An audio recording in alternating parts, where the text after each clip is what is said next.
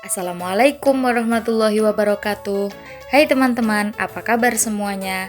Di sini kami kelompok 2 yang beranggotakan Sofwatul Abidah, Salsabila Dewi Nur Alia, dan Mila Zulfa akan membawakan sedikit materi tentang sumber belajar, manfaat, dan jenis-jenisnya. Pengertian sumber belajar menurut para ahli.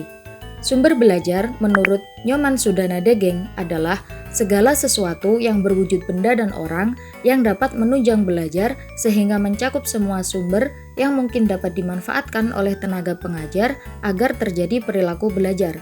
Sedangkan menurut Janus Weski dan Molenda, sumber belajar adalah semua sumber termasuk pesan, orang, bahan, alat, teknik, dan latar yang dapat dipergunakan peserta didik baik secara sendiri-sendiri maupun dalam bentuk gabungan untuk memfasilitasi kegiatan belajar dan meningkatkan kinerja belajar.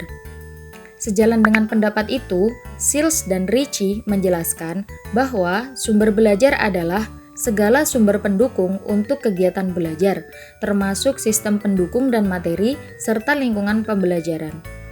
Adapun menurut AECT atau Association for Education and Communication Technology, mereka menyatakan bahwa sumber belajar merupakan semua sumber yang meliputi orang, data, barang yang digunakan oleh peserta didik, baik itu secara individu maupun kelompok, biasanya dalam situasi informal untuk memberikan kemudahan belajar.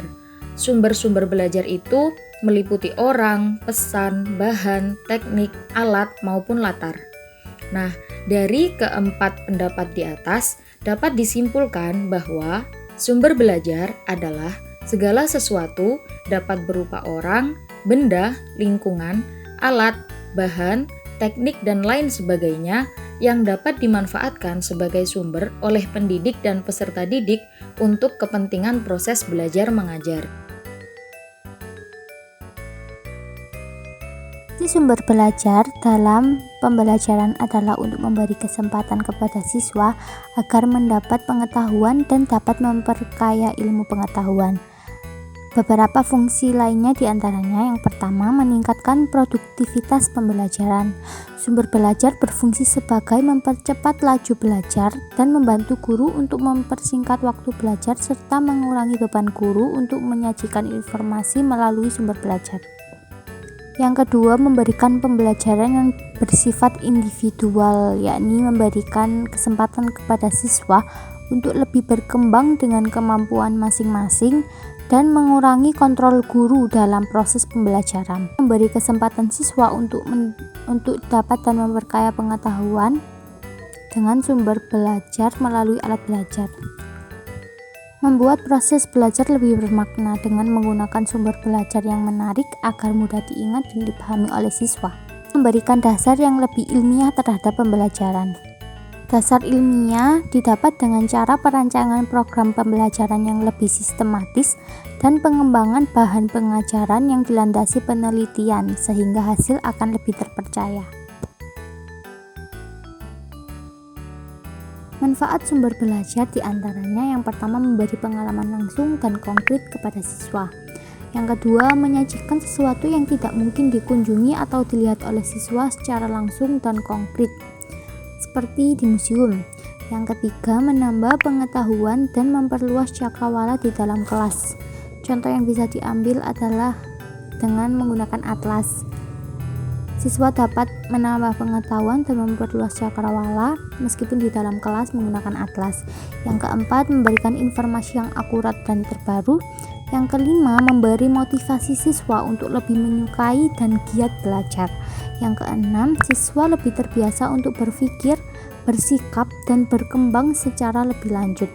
Yang ketujuh, sumber belajar dapat mengatasi segala keterbatasan waktu, ruang, dan keadaan. Yang kedelapan, sumber belajar dapat membantu memecahkan permasalahan. Jenis-jenis sumber pembelajaran. Dilihat dari asal-usulnya, sumber belajar dapat diklasifikasikan menjadi dua jenis, yaitu A. Sumber belajar yang sudah tersedia dan bisa langsung dimanfaatkan. Contoh, pepohonan, hutan, dan sungai. B. Sumber belajar yang telah dirancang. contoh, buku pembelajaran, dan video pembelajaran.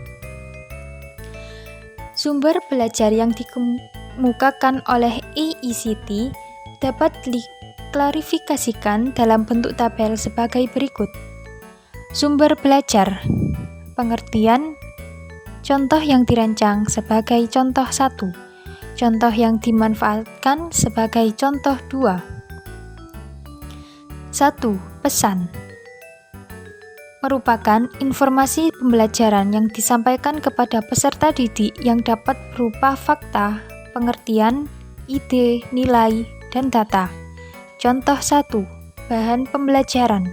Contoh 2. Nasihat, dan lain-lain.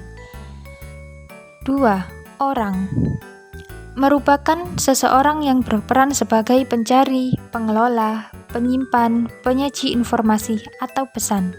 Contoh 1. Guru, dosen. Contoh 2. Narasumber dan lain-lain. 3. Bahan merupakan perangkat lunak yang terdapat pesan-pesan atau informasi pembelajaran yang di dalamnya, yang biasanya disajikan melalui peralatan tertentu yang disampaikan secara langsung maupun tidak langsung atau menggunakan perantara atau alat. Contoh 1. Buku, video. Contoh 2. Relief candi. 4. Alat merupakan perangkat keras yang digunakan sebagai perantara untuk menyampaikan pesan-pesan atau informasi dari bahan pembelajaran. Contoh 1. Proyektor. 5. Teknik merupakan langkah-langkah atau prosedur tertentu yang disiapkan untuk pembelajaran meliputi bahan, alat, orang yang menyampaikan pesan. Contoh 1. Diskusi, ceramah. Contoh 2. Permainan. 6. Lingkungan suatu keadaan yang terjadi di sekitar proses pembelajaran. Lingkungan dapat dibedakan menjadi 2, yaitu lingkungan fisik dan lingkungan non-fisik. Contoh, aula. Contoh 2, museum, taman. Menurut Sujono, pada tahun 1989,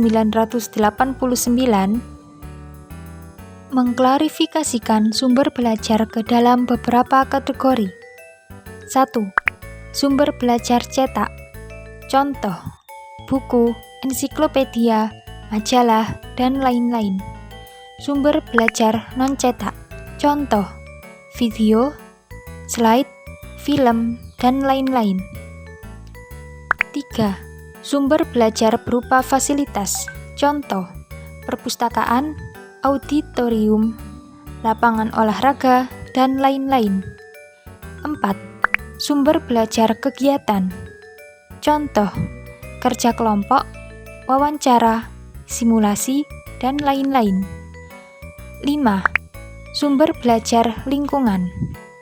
Museum, kebun binatang, dan lain-lain. Sekian sedikit penjelasan dari kami. Terima kasih atas partisipasi teman-teman sekalian. Apabila ada pertanyaan, silahkan tulis di kolom komentar ya. Wassalamualaikum warahmatullahi wabarakatuh.